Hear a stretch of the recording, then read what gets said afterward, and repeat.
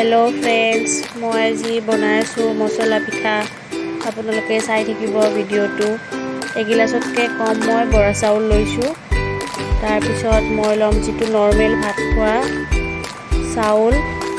এইটো লম ফুল এগিলাস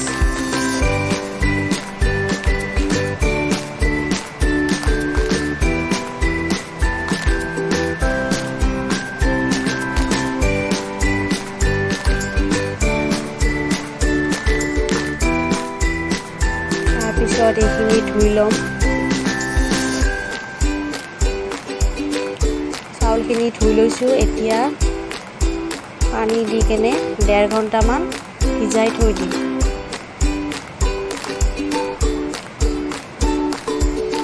এতিয়া লৈছো মই দুটা পিয়াজ অকমান নহৰু এটুকুৰা আদা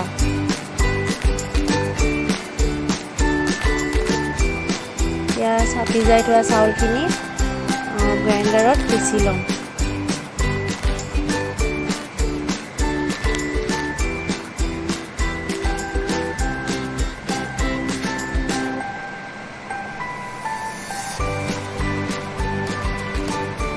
চাউলখিনি পিছি লৈছো তাৰ পিছত নহৰু আৰু আদা টুকুৰা আৰু দুটা পিয়াজ গোটেইখিনি ভালকে পিছি লম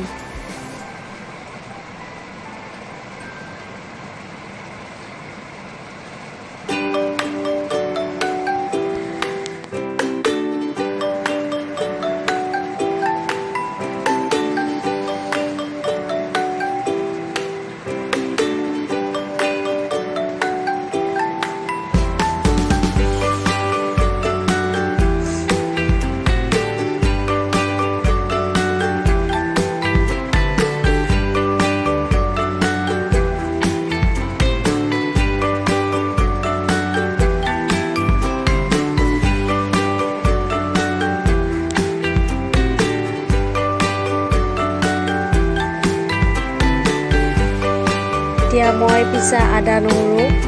আৰু পিয়াজখিনি চাউলৰ মিক্সাৰটোত মিক্স কৰি দিম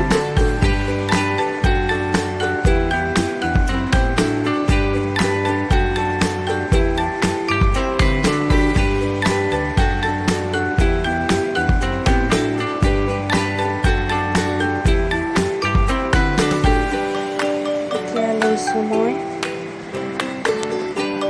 জলকীয়া গুড়ি হালধি জিৰা নিমখ এইখিনি ইয়াতে মিক্স কৰি দিম নিমখটো সোৱাদ অনুসৰি ল'ব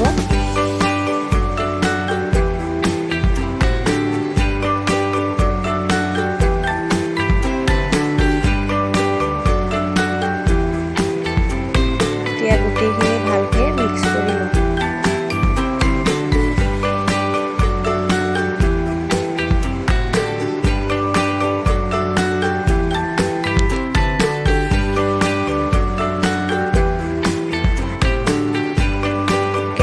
তেল গৰম হ'ব দিছো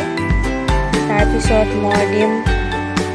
পুৰণি লেক্টজনৰ ঢাকনি এখন দি দিছো যাতে পিঠা কেইটা একে সমান হৈ উঠে আৰু আপোনালোকৰ যদি থাকে দিব আৰু যদি নাথাকে চামুচ এখনেৰে দিলেও হ'ব এতিয়া মই এখন উঠাই লৈছো তাৰ পিছত মই এটা চামুচেৰে চাউলৰ গুড়িটো এনেকে দি দিম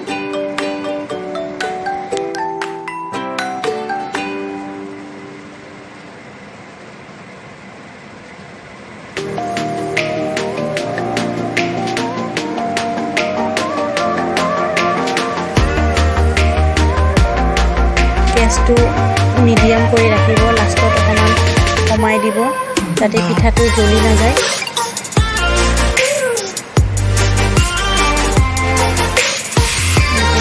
লৰাই দিব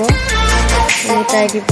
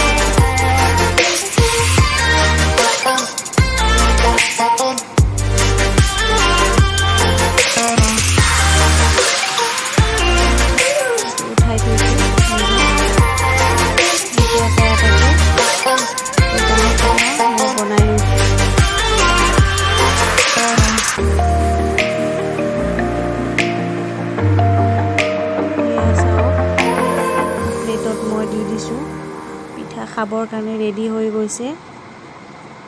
আপোনালোকে এবাৰ বনাই চাবচোন, বহুত ভাল লাগে খাব এই পিঠাটো। আপোনালোকে বনাই চাব, যদি ভাল লাগে শ্বেয়াৰ কৰিব, লাইক কৰিব আৰু চেনেলটো ছাবস্ক্ৰাইব কৰিবলৈ নাপাহৰিব। ভিডিঅ'টো চোৱাৰ বাবে ধন্যবাদ।